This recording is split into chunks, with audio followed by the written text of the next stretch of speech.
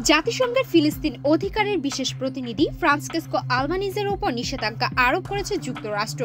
৯ জুলাই মার্কিন পররাষ্ট্রমন্ত্রী Marco Rubio এ ঘোষণা দেন। তিনি বলেন, আলবানিজের কর্মকাণ্ড যুক্তরাষ্ট্র ও ইসরায়েলের বিরুদ্ধে রাজনৈতিক ও অর্থনৈতিক আক্রমণের শামিল এবং তা আর বরদাস্ত করা হবে না। রুবিও সামাজিক যোগাযোগ মাধ্যম এক্সে লেখেন, আমরা সবসময় আমাদের মিত্রদের আত্মরক্ষার অধিকারের পক্ষে থাকব। তিনি অভিযোগ করেন, আলবানিজ ইসরায়েলের অস্তিত্বকে অস্বীকার করার চেষ্টা করেছেন এবং জাতিসংঘের নিরপেক্ষতাকে প্রশ্নবিদ্ধ করেছেন।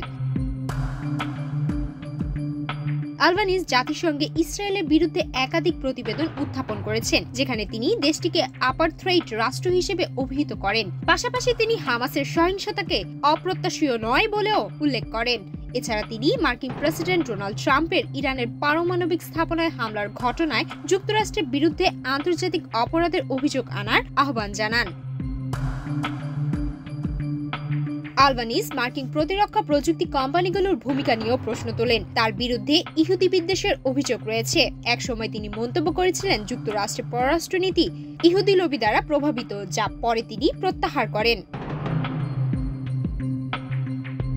এদিকে মানবাধিকার সংস্থা হিউম্যান রাইটস ভয়েসের প্রেসিডেন্ট আনভে ফোস্কি বলেন, আলবানিজ সহিংসতা উস্কে দিয়েছেন এবং ইসরায়েলের বিরুদ্ধে ঘৃণা ছড়াচ্ছেন। তার বিরুদ্ধে এই নিষেধাজ্ঞা সময়োপযোগী পদক্ষেপ। ইসরায়েল এই নিষেধাজ্ঞার সিদ্ধান্তকে স্বাগত জানিয়েছে। দেশটির পররাষ্ট্রমন্ত্রী গিডিও সনসা বলেন, এখন জাতিসংঘের চোখ খোলার সময় এসেছে। ইসরায়েলের জাতিসংঘ দূত ড্যানি ট্যানেন মন্তব্য করেন, আলবানিজ জাতিসংঘের বিশ্বাসযোগ্যতাকে মারাত্মকভাবে ক্ষতিগ্রস্ত করেছেন। জাতিসংঘ ভিত্তিক নজরদারি সংস্থা ইউএন ওয়াচের নির্বাহী পরিচালক হিলেন নয়র একে সাহসী সিদ্ধান্ত হিসেবে আখ্যা দিয়ে বলেন, এটাই প্রথমবার কোনো জাতিসংঘ কর্মকর্তার বিরুদ্ধে এ ধরনের নিষেধাজ্ঞা জারি হলো। তবে এখনো জাতিসংঘের পক্ষ থেকে এই বিষয়ে কোনো আনুষ্ঠানিক প্রতিক্রিয়া জানানো হয়নি। সুমাইয়া মিতু, বাংলাদেশ প্রতিদিন।